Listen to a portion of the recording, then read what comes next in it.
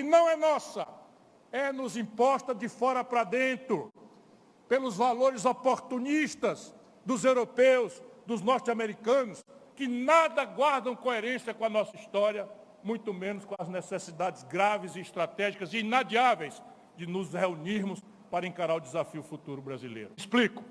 O Brasil, entre 1930, isso eu falo especialmente homenageando os jovens brasileiros que estão completamente descrentes da política como linguagem da democracia. Eu falo especialmente em homenagem aos ouvidos e corações da juventude do Brasil, que está com nojo da linguagem da democracia, que é a política, e pensando no escapismo impossível de ser saciado em ter oportunidade e viver em outras plagas do planeta, saindo do nosso país. O Brasil, em 1930, o povo morava no campo disperso, iletrado, analfabeto, menos de 20% moravam nas cidades. A economia brasileira era de agricultura primária de subsistência, que mal e porcamente a gente colhia, plantava para comer. Não tínhamos nenhum rudimento de indústria, nem de sofisticação produtiva. Nossos excedentes de riqueza eram extraídos na monocultura do café e da cana-de-açúcar, lá para o litoral de São Paulo, do Rio de Janeiro, com breves incursões para o interior de Minas Gerais. Ou manchas da cana-de-açúcar lá no Recôncavo, ou na zona da mata, ou do cacau lá pelo Recôncavo baiano. Nada mais era o Brasil ontem, porque os tempos históricos de uma nação contam-se aos séculos. Pois bem, nesta data, a política brasileira, uma elite iluminada do Brasil, num tempo em que o interesse nacional era perseguido ainda a custo até da própria vida de estadistas como Getúlio Vargas, que se matou num ato político, num manifesto para defender o povo e a autonomia e a soberania da nossa nação. Não estou pedindo que ninguém se imole hoje, estou pedindo apenas que as pessoas se reúnam para debater sem preconceitos e com inteligência mínima e respeito às diversas vozes e olhares para a nossa vida complicada como ela está hoje. Pois bem, em 1980, esse país que não era nada, apenas 50 aninhos depois de uma revolução política que sabia para onde tangia o país, que se esforçou e conseguiu reunir o Brasil ao redor de um consenso, e esse consenso não era todo mundo do mesmo lado, não. Havia uma guia inteligentemente pensada, planejada, orientada, e as forças políticas se organizaram, algumas em favor de executar esse projeto com casca e tudo, outras contra a execução desse projeto e pedindo aperfeiçoamentos. Pois bem, em meio século apenas, o Brasil se transformou na 15ª economia industrial do planeta Terra. Escutem de novo, em menos de 50 anos, esta nossa nação, mestiça, cheia de problemas, transformou-se na 15ª potência industrial do planeta Terra. É nossa, não é da China, que a nossa elite hoje vive a mencionar, um recorde histórico de crescimento em velocidade e em complexidade na história do capitalismo mundial. É nossa, é brasileira, é verde e amarela essa menção. Claro que do jeito que as coisas estão, daqui uns 10, 15 anos, a China vai nos tomar esse recorde e vai nos deixar longe no retrovisor se nós não tomarmos o cuidado de tomar tenência diante dos nossos desafios e complexidades atuais. Por que isso aconteceu e parou de acontecer? O céu abençoado pelo Cruzeiro do Sul é o mesmo. O chão que o mundo lá de São Paulo, de Brasília, das elites do Rio de Janeiro, pensa que a Amazônia é uma floresta indevassável, desconhece as savanas de Roraima, por exemplo, é o mesmo chão, amado, onde se verteu muito sangue, ao contrário da mitologia elitista, para que fosse brasileira essa terra, é o mesmo chão. O povo, ora, o povo não só é o mesmo, como muitas vezes mais qualificado e mais preparado para os desafios, porque eu lembro que quando essa tarefa começou, nós éramos uma nação de ignorantes, iletrados, analfabetos, incapazes de ler a bula de um remédio, ou mesmo o manual simplório de uma máquina de manipular uma agricultura simplória. Pois bem, hoje o povo brasileiro é muito mais qualificado. E o país que cresceu a 10, 12, 15% ao ano, agora não cresce mais nada. E não cresce mais nada há décadas. Claro que a estatística brasileira sempre poderá ser falseada, como está sendo modernamente. Então, se você colocar para ler estatística errada, a cabeça no freezer, na geladeira, e o pé no forno, e tomar a temperatura média na altura da barriga do corpo, essa informação não diz rigorosamente nada da realidade. É do que se trata.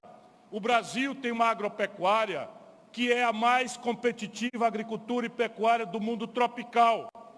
E isso está crescendo a 10%, 12%. Roraima já começa a se entender por que eu venho de longe para abordar os problemas. Roraima sabe do que eu estou falando. A economia rural, puxada pela monocultura da soja, puxada por uma pecuária extensiva, está fazendo com que o Brasil cresça neste setor algo ao redor de 10%, 12%, 15%. Precisamos mergulhar e entender por que isso está acontecendo num conjunto nacional em que a economia está parada. Porque a explicação do que estamos fazendo nós brasileiros hoje diz por que nós brasileiros estamos estagnados economicamente diante do nosso nariz. E a interdição das elites é tão calhorda, tão perversa, tão alienante, que nós não queremos ver diante do nosso próprio nariz. Por que a economia brasileira passou entre o ano 2010 e do ano 2021 crescendo zero pela primeira vez na história? O Brasil cresceu quase 10% a sua população nesta década. E a economia cresceu zero pela primeira vez na história nacional. Esse mesmo país que crescia 10, 12, 15%. Por que agora estamos comemorando? Estamos crescendo pífios 2 de fração, pontos percentuais do crescimento econômico por ano, quando a divisão dessa riqueza por cabeça, dado o crescimento da população, de novo Roraima sabe gravemente, porque não é só a taxa de natalidade, é também aqui, especialmente, a migração, que passa de 1 milhão de pessoas, e nós precisamos entender isso fora das obviedades. Uma obviedade óbvia, me permita o pleonasmo, é que nós temos que acolher, nós temos que ser humanitários, nós temos que, se quiserem, temos que ser cristãos e dar testemunho. Isto é um valor, porém não pode parar aí, porque uma onda migratória que bota 200, 300, 500, 1.000 pessoas por dia numa cidade, causa impactos estratégicos absolutamente graves, seja no aviltamento do mercado de trabalho, seja na paz social, seja na desqualificação dos serviços públicos, seja na superlotação carcerária.